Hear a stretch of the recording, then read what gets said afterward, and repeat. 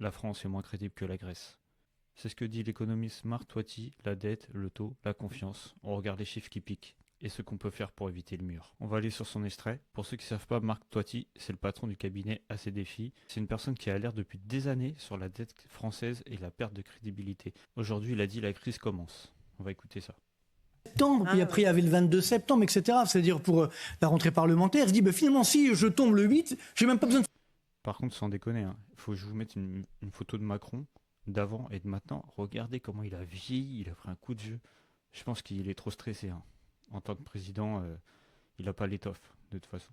De budget, oui, c'est pratique. Mais c'est ça qui est inquiétant parce que lui aussi. C'est pas idiot. Oui, voilà, c'est ça. C'est-à-dire, on se dit, finalement, on va se prendre la tête entre guillemets, donc autant sauter tout de suite, puis ça va être réglé. Mais par contre, là, effectivement, la crise commence, les taux d'intérêt sont en train d'augmenter. Il faut savoir qu'aujourd'hui, les taux d'intérêt de la dette publique française augmentent, alors que ceux d'Allemagne baissent. Ça, c'est important ce qu'il dit. Je vais vous mettre le schéma à l'écran.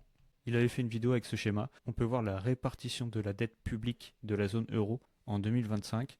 On voit que la France, elle est à 24,8% et que l'Allemagne, elle est à 20%. Donc, en fait, on est au-dessus de tous les autres pays. Regardez bien.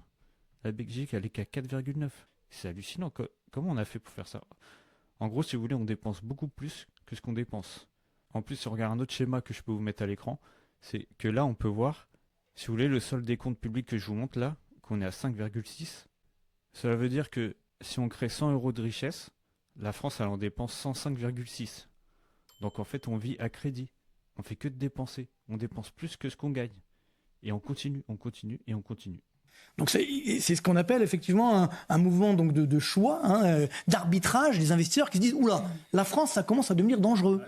Et par contre on va peut-être se réfugier vers l'Allemagne, c'est peut-être un peu plus sûr entre guillemets, même si ça va mal aussi en Allemagne.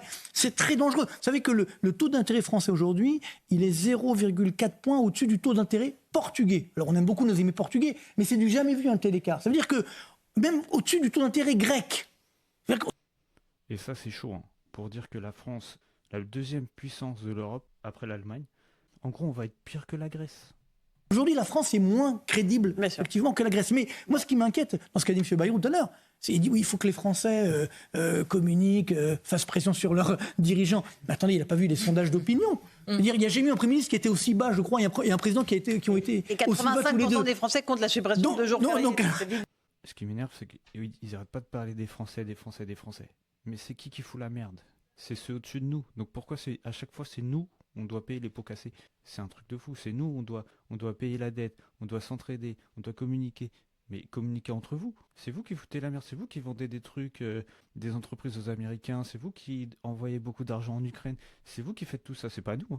Donc c'est ça qui est assez incroyable, c'est-à-dire que lui aussi, on est en permanence dans le déni. Et on découvre la dette publique, ça fait des années que moi je le dis. Alors, on peut oui, d'accord, non, mais c'est-à-dire, là aujourd'hui, effectivement, c'est vrai, mais globalement, aujourd'hui, le fait de dire, voilà, moi je ne parle pas qu'on me dise, c'est à cause des Français tout ça, il faut que les Français se serrent la ceinture. Mais non, si on a une telle dette publique, il a dit aujourd'hui. non, c'est pas à cause des Français, c'est à cause des dirigeants publics français qui ont fait n'importe quoi depuis des années, y compris dernièrement, malheureusement. Donc c'est ça qui aujourd'hui ne colle pas. Sélarguer, il avait dit, on va faire un effort à la haute fonction publique, on va réduire nos dépenses de fonctionnement, qui ont augmenté, je dirais, de 22% depuis 3 ans, donc c'est quasiment 100 milliards d'euros d'augmentation. Là, on aurait pu dire, allez, eux aussi font des efforts. Oui, ils n'arrêtent pas de s'augmenter et nous, on n'a rien. C'est pour ça que je vous dis, ils n'arrêtent pas de nous dire de faire des efforts, mais vous vous rendiez compte qu'ils se foutent de notre gueule.